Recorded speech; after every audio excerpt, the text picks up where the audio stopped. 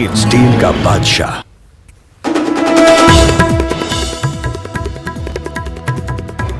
लोकसभा में 3 तलाक बिल पर चर्चा। कानून मंत्री ने कहा मुस्लिम महिलाओं को दिलाकर रहेंगे न्याय। कांग्रेस ने जल्दबाजी में बिल लाने का लगाया आरोप।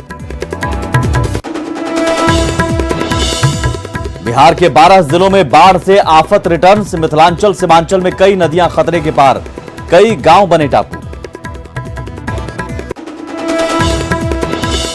भागलपुर के नवगछिया में महज 10 सेकंड में जमींदोज हुआ आशियाना। बिहपुर और खरीक प्रखंडों में कोसी नदी का कहर जारी।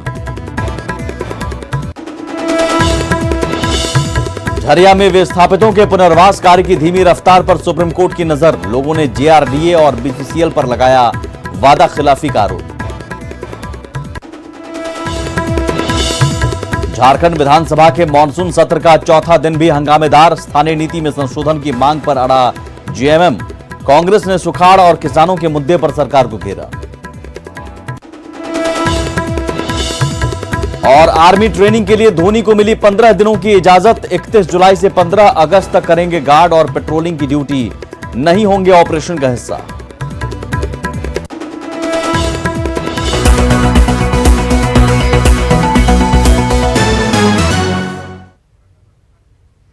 नमस्कार, स्वागत है आपका। मैं हूं आपके साथ सुमित झा। शुरुआत बड़ी खबर से करेंगे।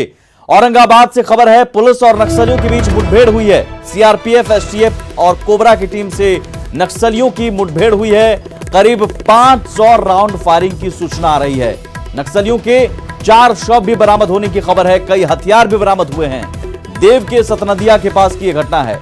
तो ये बड़ी खबर औरंगाबाद से, जहां पुलिस और नक्सलियों के बीच मुठभेड़ हुई है। संजय हमारे साथ जुड़े हुए हैं। संजय, ये कब की घटना है और उस वक्त अपडेट क्या है? हाँ सुमित, ये तकरीबन 2 घंटे पहले की एक घटना है। चूंकि सतनदिया जो है वो जंगली इलाका है, काफी जंगली और पहाड़ी इलाका है। वहाँ पर सीआरपीएफ और बीएसएफ, सीआरपीएफ और कोबरा की टीम रूटीन ड्यूटी पर थी।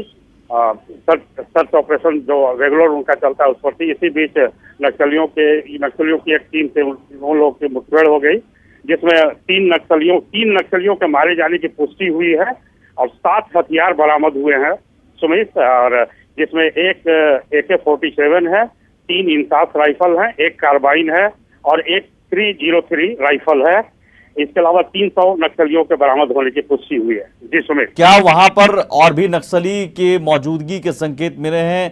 क्या वहां नक्सलियों का कोई कैंप चल रहा था या कोई साजिश की बात आ रही है सामने? जाहिर सी बात है सुमित कि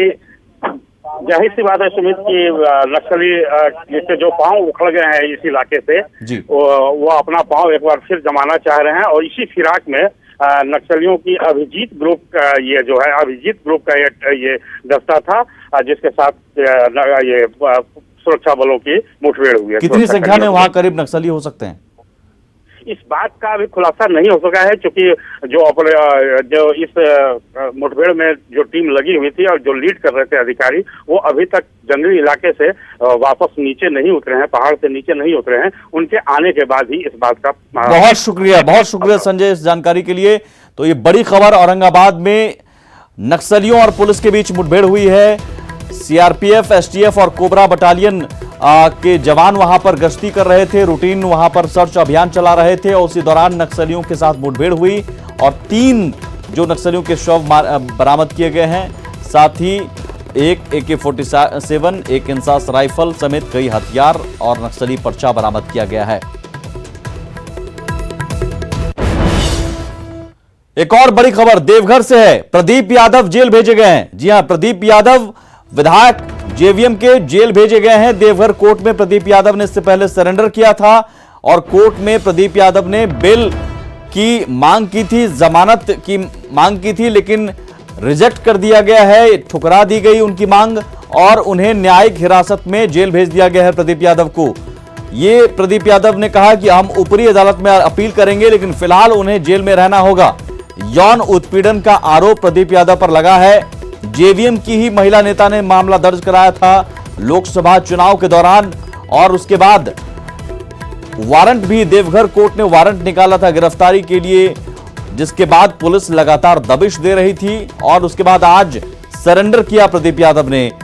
लेकिन सरेंडर के बावजूद राहत नहीं मिली है। प्रदीप यादव का बेल रिजेक्ट कर दिया गया है और उन्हें जेल भेज दिया गया है न्यायिक हिरासत में। क्या आरोप है जेवीएम विधायक प्रदीप यादव पर, यह आपको बताते हैं। यौन शोषण का आरोप लगा है। पार्टी की महिला नेता ने यह बेहद संगीन आरोप लगाया। लोकसभा चुनाव के दौरान देवघर के एक होटल में यौन उत्पीड़न करने का आरोप लगा। देवघर महिला थाने में प्राथमिकी दर्ज कराई गई थी, जिसके बाद देवघर कोर्ट ने गिरफ्तारी का वारंट जारी किया था। गोड्डा के पोड़ैया हाट के विधायक हैं प्रदीप यादव। आरोप के बाद जेवीएम महासचिव पद से इस्तीफा दे दिया था और अब प्रदीप यादव जेल भेजे गए हैं।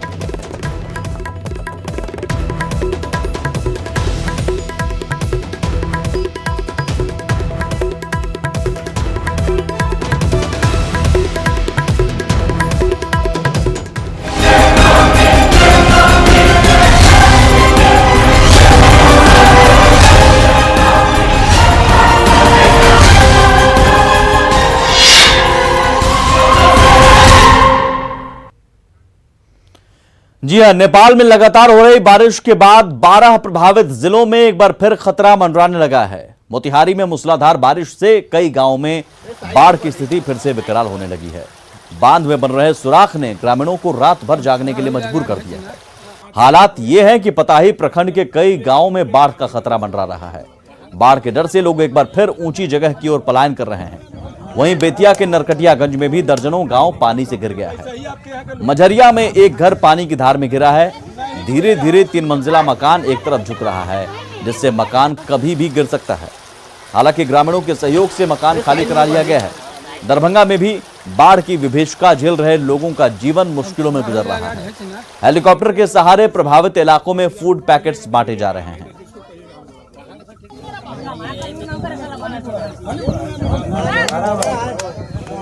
नहीं कोई कंप्लेंट ऐसा ही आपके यहाँ के लोग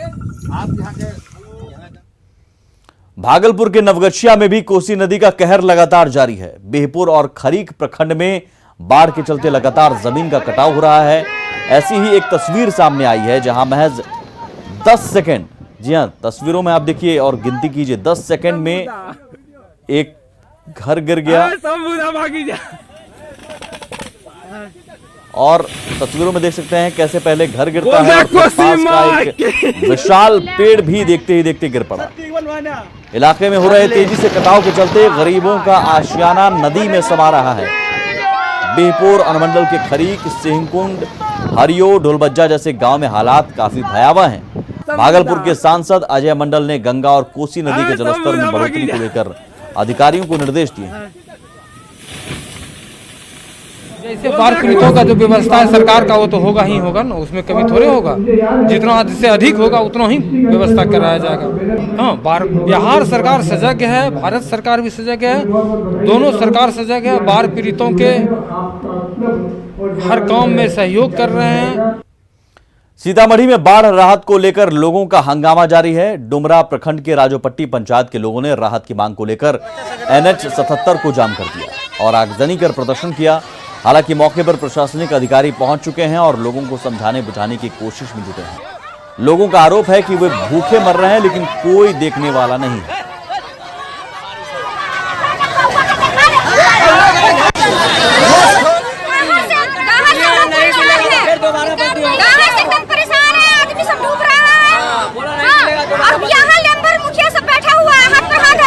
जिसको कार्ड है उसको मिलेगा और जिसको कार्ड नहीं है उसको नहीं मिलेगा।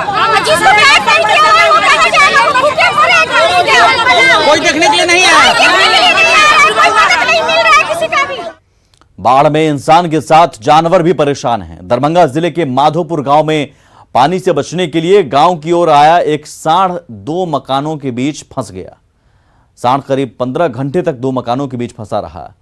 ग्रामीणों ने एक घर की दीवार को तोड़कर सांड को सुरक्षित बाहर निकाला।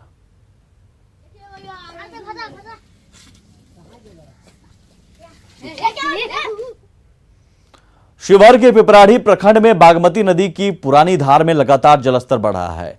पिपराढ़ी के विलवा में सड़कों पर 1.5 से 2 फीट तक पानी भर गया है। हालांकि जिला प्रशासन ने हालात को देखते हुए अलर्ट रहने का निर्देश जारी किया है। गौरतलब है कि शिवहर में बाढ़ के कारण 5 प्रखंड प्रभावित थे।